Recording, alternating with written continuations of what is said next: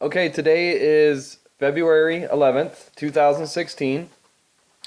I have been very excited about this phone call. I had the great pleasure of meeting Jessica Edgar. And for those of you that don't know, it is LaVoy Finicum's niece. And I know that LaVoy would be so proud of her for what she's doing right now.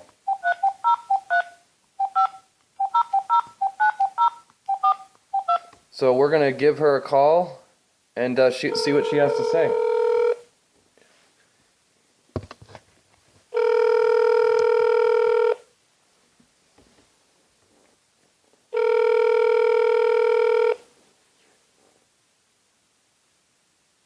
Hello?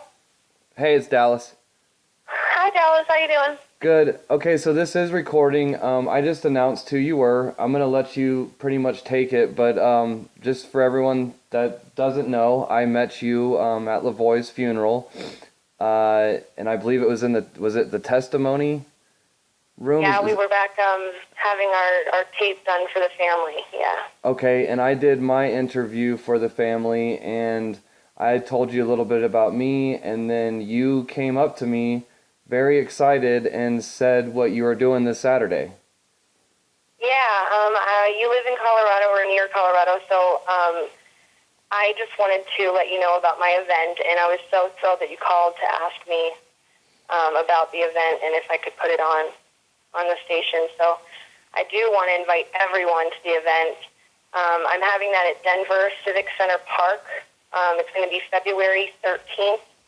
I am going to be setting up from 9 to 11, and I could definitely use volunteers for that. I am kind of out here doing this just to support my family. Okay, and what is the contact information for that if people do want to come help you volunteer? Oh, wonderful. Yeah, they can definitely contact me at Jessica Edgar, #1, @gmail.com. And my last name, Edgar, is spelled Edgar. Okay, and what is this rally for? I am actually throwing this rally. I'd like to try to make people aware of the situation with my uncle. Our family feels that he was, his hands were in the air. I'd like to have this investigated. Our family would like to have this investigated, and I want to make people aware in my city of what is happening to the ranchers and things like that. I'm also going to be selling his book there to help try to get donations for my Aunt Jeanette. Our family has homemade pins. The extended family is mass making homemade pins of Uncle LaVoy, the ones that we wore at the funeral. And we're going to be selling those for $5 a piece, and all of that money will go directly to my Aunt Jeanette. And I'll also be handing out copies of the Constitution like my uncle would. So Oh, that's awesome. I'm hoping to get some people educated out there. I'm actually, you're talking about Only by Blood and Suffering, right? Correct. I am selling his book, Only by Blood and Suffering. Okay, I actually have 2 copies right here. I'm going to try to actually send one to Pete Santilli. I'm sure Ammon and those guys have read this, have they? You know what? I'm not sure about that. I am just learning about all of this. I'm naive like most of the world is about the situation going on with the ranchers because I'm not directly affected. And that's one reason I want to go out. My uncle was killed over this, and I want to go out and I want to help spread his message. He was doing it for a reason, and I know my uncle. He was an amazing man. He was a great man. He was always fun to be around, and he believed in God, and he had an amazing family, and still right now his children are so humble.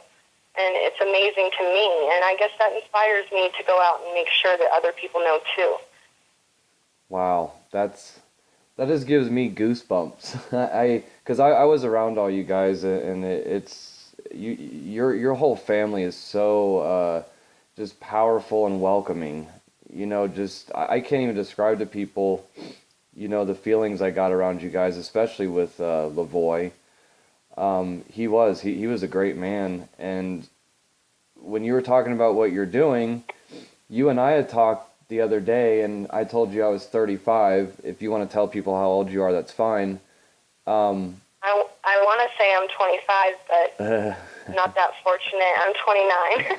And what did you say to me? Remember we were talking, I said, I think, wow, isn't it great though that our generation is actually slowly waking up here, but we need it to speed up.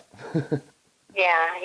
I do believe that this is definitely going to make a difference. My uncle had a purpose, and I believe that, he was smart. My uncle was very wise. He knew about his Constitution. He knew about his rights.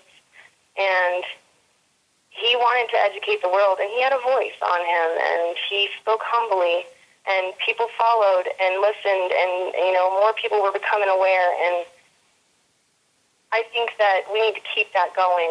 We don't want to let him die in vain. Right. No, I absolutely agree. And actually, speaking of that, since you are continuing his legacy here, who else is going to be joining you in Denver? What you did is the Sharps or Yeah, well, you know what? I actually had some great news coming yesterday. I have been working very hard on networking in my state because I need to petition my state, representatives to be able to get them to make a difference in our state as well. It's not just the ranchers in Arizona or in Oregon. It's all over the West Coast, and that's what I've come to realize. I didn't know any of that. And so I know that I've contacted a few people here in Colorado. I did get in contact with the Young Farmers Association, and they're going to come out, and I guess a few of our state representatives will be there as well to talk on the matter. And I also did get in touch with the Sharp family, and they're going to come out and they're going to perform after we sing Freedom's Cry and have a prayer and have a little bit of speaking about my uncle and the situation. So. Okay, now just for the record, when you were saying the Sharps were coming, today, I don't know if this is true, but I'd heard that they surrounded their house. That's why I was asking. Do you know anything about that, or? I do not know anything about that. Okay. I am not sure. And you know what? I talked to them yesterday, and I have not talked to them today, so I am not sure about that. Okay. And is there any other contact information that you want the listeners out there to get? Yeah, so it's at Broadway and 14th in Denver, Colorado at Denver Civic Center Park. 9 to 11 we will be setting up, and 12 to 1:30 or so we'll have speakers, and then from 1:30 on we'll have the Sharp family performing, and we're going to be educating the public. And also, I did find out that they are having about 1,200 people at the convention center down the street from where we will be, and I'm hoping to connect with those people to help educate them as well. Wow, that's great. Yeah. So the Finicum Daughters now they're calling themselves, from my understanding, Daughters Stand for Freedom. Is that correct? I believe that is correct. And the name of that song is Freedom's Cry. Freedom's Cry. Yes, you'll find it on YouTube. I would search Freedom's Cry Finicum, and it'll pop right up. It's an amazing song, and if anybody is coming to Denver, learn it, because I want you to sing it with me, because this is our fight song.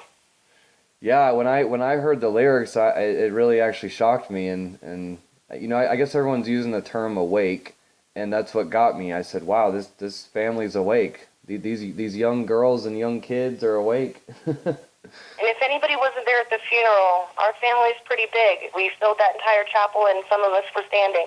Now, yeah, actually, since you're talking about that, correct me if I'm wrong, but I did hear it was 2,200 inside, 1,000 outside, and about 100 horses. That